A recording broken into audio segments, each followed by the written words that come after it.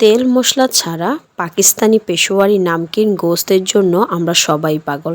তবে অনেকে অথেন্টিক রেসিপিটি না জানার কারণে ভয়ে থাকি আসলে রেসিপিটি মজা হবে কি না।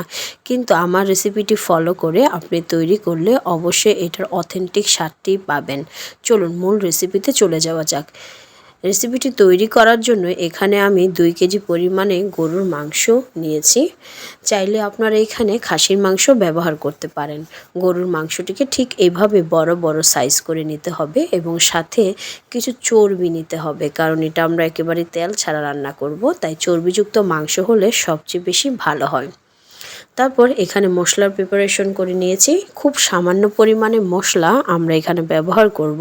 যেমন আমি কয়েক টুকরো আদা কুচি করে নিয়েছি, তারপর নিয়েছি গোটা কয়েকটি পেঁয়াজ, তারপর নিয়েছি বড় বড় সাইজের 2টি রসুনগুলোকে আমি পরিষ্কার করে লবণ পানিতে ভিজিয়ে রেখেছিলাম। তারপর নিয়েছি সাদা গোলমরিচ এবং কালো গোলমরিচ এবং কিছু শুকনো কাঁচামরিচগুলো একটু শুকিয়ে নেবেন যাতে পানি কম থাকে। তারপরে এখানে আমি কয়েকটা আলু নিয়েছি। আলুটা আপনাদের পছন্দ অনুযায়ী ব্যবহার করবেন। আলু যদি একটু বড় সাইজের হয় তাহলে সম্পূর্ণ অংশটা না রেখে কিছুটা এভাবে কেটে নেবেন, তাহলে আলুটা সহজে গলে যাবে।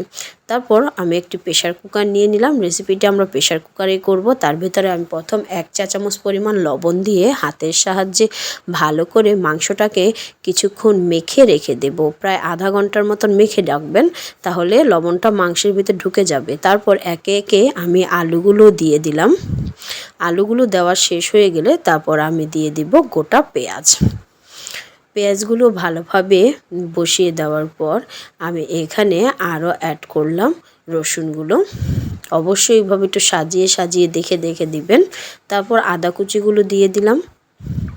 তারপর আদা কুচিগুলো দেওয়ার পর যে সাদা এবং কালো গোলমরিচগুলো রেখেছিলাম সেগুলো এখানে দিয়ে দিলাম। তারপর উপর দিয়ে কাঁচামরিচগুলো দিয়ে দিলাম। তারপরে 1 গ্লাস পরিমাণ পানি দেব। যেহেতু এটা আমরা লো হিটে প্রেশার কুকারে রান্না করব, সো আধা ঘন্টার মতন সময় আমাদের লাগতে পারে।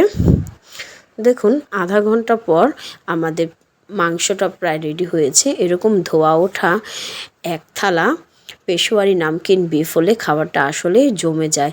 আপনারা চাইলে এই রেসিপিটি রুটি অথবা নানের সাথে পরিবেশন করে খেতে পারেন। ধন্যবাদ সবাইকে যারা সম্পূর্ণ ভিডিওটি দেখেছিলেন।